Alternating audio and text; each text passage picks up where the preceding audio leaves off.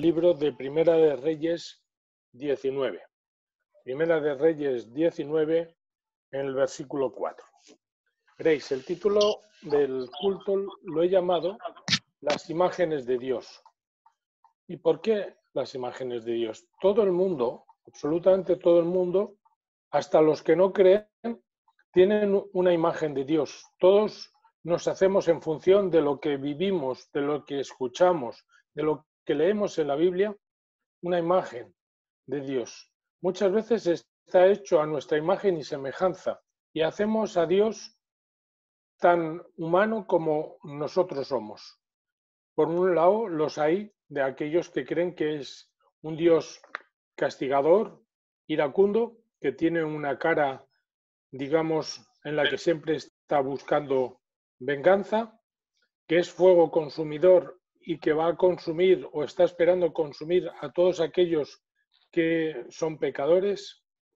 También está ese Dios que es todo amor y que está deseando recogernos y está deseando que volvamos a casa, como en la parábola del hijo pródigo, en la que sale corriendo y, independientemente de que el hijo no estuviera en condiciones, con las ropas manchadas, sucias, casi desnudo, ese padre lo recoge y lo abraza con amor.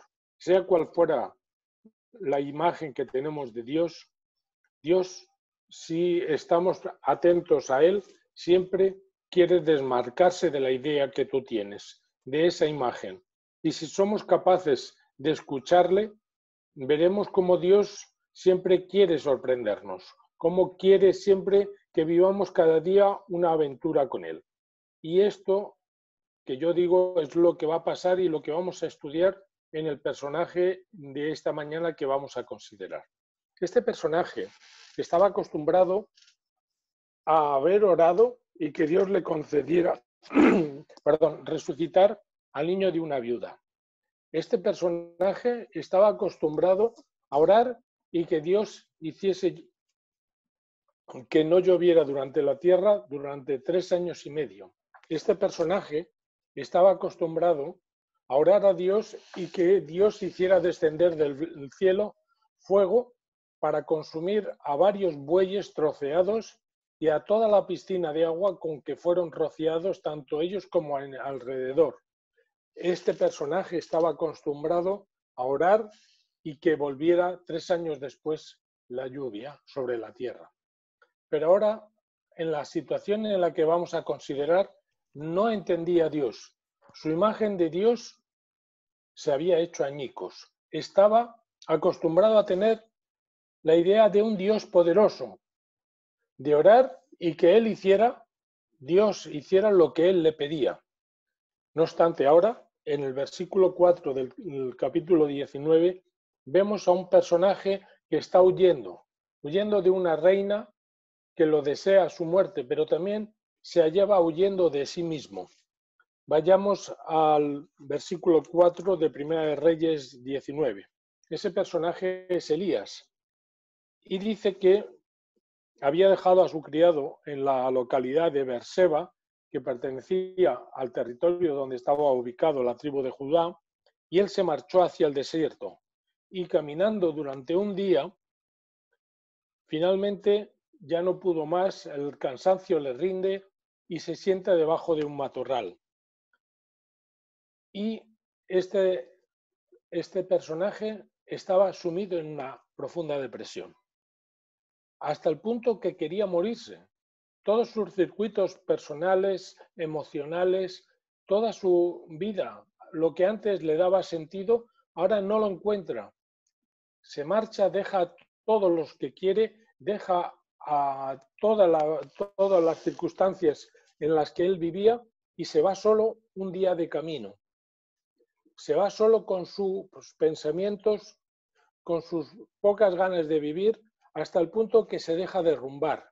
Se sienta debajo de una retama, dice aquí, que es un arbusto, y allí ya se dirige a Dios, dice: Señor, quítame la vida porque no soy yo mejor que mis padres. Es decir, un abandono total, una poca preocupación y un deseo directamente de morir. Y se acuesta, versículo 5, allí bajo la retama, hasta el punto de que ese deseo de morir se une con el cansancio que llevaba del viaje y queda dormido. Queda dormido y se le aparece un ángel. Dios está obrando. Dios no deja a sus hijos. Lo que pasa es que no siempre aparece, no siempre está apareciéndose a nosotros en la forma en la que nosotros nos hemos relacionado con Él. Es posible que Dios se relacione con nosotros de otra manera, para que no encasillemos su manera de relacionarnos con Él, porque Dios es una caja de sorpresas para nosotros. Nos quiere llevar de manera diferente en cada situación para dar una respuesta totalmente distinta a cada momento, a cada necesidad que tenemos. Dios no es una tarjeta de crédito que la sacamos y como él creía, como Elías creía, podía orar y ahí Dios hacer automáticamente lo que él quisiera. No, Dios en este momento por un tiempo se había callado. Él no se había visto nunca perseguido por una reina, la reina Jezabel, que se había hecho un juramento de tal manera que cuando se enteró que los 450 sacerdotes de Baal habían muerto y le llegó la noticia, ella misma se juró que tenía que estar al día siguiente muerto el profeta Elías y si no, ella misma se iba a matar. Eso es lo que dice. Y ese juramento se lo hizo. Y ese juramento le llegó, obviamente, a Elías. Y Elías se marchó por el desierto por miedo precisamente a esta persecución. Pero también estaba huyendo de sí mismo porque no se imaginaba que Dios no hiciera nada. Por lo tanto, es por lo que hace deshacerse de todos los seres queridos y marcharse, huir al desierto. Pero no solamente huía de, como hemos dicho, de esta reina, sino huía de sí mismo porque no sabía, no entendía en su imaginación que Dios no hubiera hecho algo, que no hubiera hecho descender fuego del cielo como hizo con los bueyes, con los sacerdotes, que hubiera intervenido. Y eso no lo entendía. En ese prejuicio que tenía de Dios, en esa imagen que tenía de Dios, esa no acción de Dios le estaba totalmente retando en su manera de pensar. Dios estaba saliendo de sus esquemas, hasta el punto de que él ha cogido una depresión. No me imagino a un Dios, él diría, no creo que Dios hiciera esto conmigo, que hiciera que yo pudiera morir y no hacer nada. Por lo tanto, él no esperó a que Dios actuara. Él quiso ayudar a Dios tomando la iniciativa, marchándose y huyendo. Y es ahí donde Dios interviene, de una manera que le va a cambiar la vida.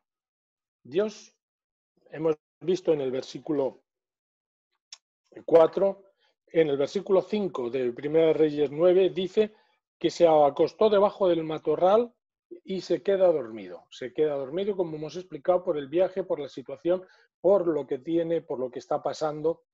Y alguien le toca, dice que es un ángel, Dios va a intervenir de una manera, digamos, sobrenatural, mandándole un ángel, un mensajero para que le da instrucciones. Llega el ángel, le toca, le despierta y le dijo, levántate y come. ¿Y qué era lo que estaba, o que lo que le había preparado el mensajero para que comiera? Pues, versículo 6, Elías miró a su alrededor y vio cerca de su cabecera, es decir, al lado de donde él estaba durmiendo, una torta cocida sobre las brasas y una jarra de agua. Estoy leyendo la versión Dios habla hoy. Y después de comer se volvió a acostar. Es decir, estaba absolutamente rendido. El mensajero, el ángel, le dio comida, le preparó una comida para confortarle, pero aún así su cansancio le venció y volvió a acostarse. Versículo 7, pero el ángel del Señor vino por una segunda vez Es decir, el Señor está con mucha paciencia. El Señor se adecúa a las necesidades, pero se adecúa a tus necesidades y a mis necesidades. Volvió de nuevo y le volvió a despertar y le volvió a tocar y le dijo, levántate y come, porque de otro modo el viaje que vas a realizar va a ser demasiado para ti. ¿En qué consistía ese viaje? Versículo 8. Entonces Elías se levantó, comió y bebió. Y atención, y aquella comida le dio fuerzas para caminar 40 días y 40 noches. ¿Cómo sería esa torta y esa jarra de agua que comió aquella vez y ya caminando por el desierto 40 días y 40 noches? Obviamente, esa torta debería tener unas propiedades y unas características especiales para que le sirvieran a Elías de comida y de sustento. Y esa jarra de agua sirvió, no sabemos, dice que era pan, torta de pan, entendemos que era un pan y que era un agua, pero bueno, algo tendría y sería de una naturaleza porque las fuerzas no le fallaron a Elías. Y le dijo que caminara por el desierto. ¿A dónde lo llevó o a dónde le dijo que fuera? Pues él llegó a un sitio que era emblemático, un sitio que, al que estuvo buscando durante 40 años, 40 días y 40 noches. Y cuando llegó a la montaña de Oreb, trepó por las peñascos y ahí estaba la cueva. Era una cueva en la montaña de Oreb que era profunda, era una cueva fría, húmeda y muy oscura. Nuestro personaje la recorrió hasta el fondo y se refugió en lo más hondo sin saber muy bien por qué tenía tanto miedo. No era de lo que hemos dicho, de la persecución, pero no sabía por qué tenía tanto miedo. Un miedo que le invadía y un miedo que le hizo sentarse en lo más hondo de la cueva, en lo más profundo, como queriendo esconderse de sí mismo. Era un miedo que sacudía su forma de ser y con una violencia de un terremoto y le hacía temblar hasta lo más profundo de sus huesos.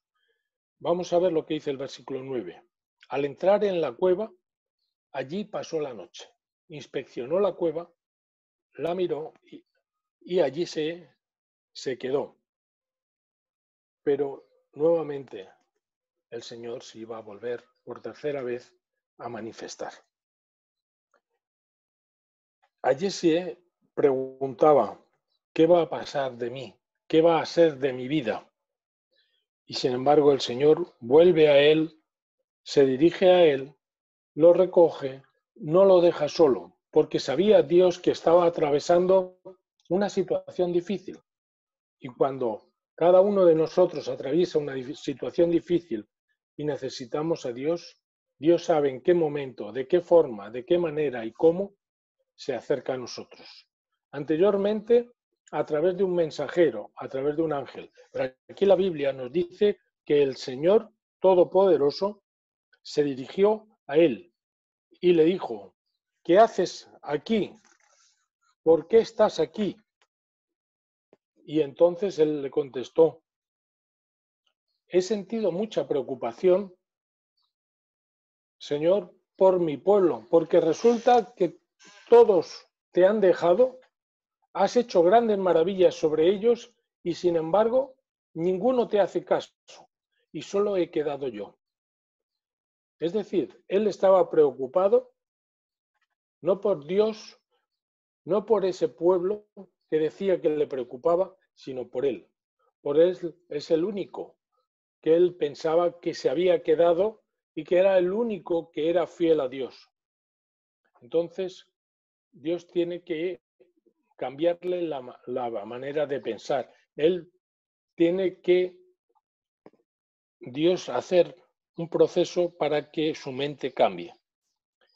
Y el Señor le dice, sal fuera de la cueva, no te quedes aquí dentro, en la oscuridad, haciendo que esa oscuridad de la cueva penetre en tu interior, de tal manera que sea un obstáculo entre ti y en mí. Pensar una cosa, en esa cueva, en esa montaña de Horeb, Dios se había manifestado también a otra persona. ¿Sabéis a quién? A Moisés.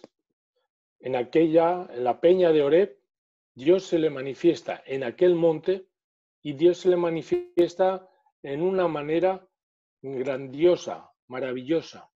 Y sin embargo aquí también se va a mostrar a Elías, pero de otra manera. Esta otra manera la iremos viendo en los versículos 11 y en adelante. Dice el versículo 11, en aquel momento el Señor le dijo, sal fuera, no te quedes aquí, sal fuera, sal como mínimo a las rocas, a la puerta de la cueva. El Señor nos quiere sacar de donde estamos en una mala posición cuando nos encerramos en nosotros mismos. Y en el caso de Elías había una cueva doble, una oscuridad doble. Era la propia oscuridad física de la cueva y la propia oscuridad que había dentro en su interior. Él estaba, como hemos dicho, bajo una depresión y Dios le quería ayudar a salir de ahí. De la primera de las maneras es, sal de ahí, sal que te dé la luz, sal, no te escondas, manifiéstate a ti mismo y verás cómo juntos podemos salir. El Señor te acompaña en las dificultades, en los momentos difíciles. Estamos pasando y hemos pasado por circunstancias totalmente complejas, diferenciadas de lo que no hemos pasado hasta ahora. Ha habido personas que han perdido seres queridos, han habido personas que han perdido el trabajo, han perdido, digamos, amigos, y eso ha causado en ellos oscuridad, han causado en ellos encerrarse en sí mismos, han causado depresión. Y, sin embargo, Dios viene en tu ayuda, viene en nuestra ayuda a rescatarnos y a decirnos que no estamos solos, a sacarnos de nuestra oscuridad interior y a decirnos, yo estoy contigo. Él vierte su protección sobre nosotros y nos da esperanza.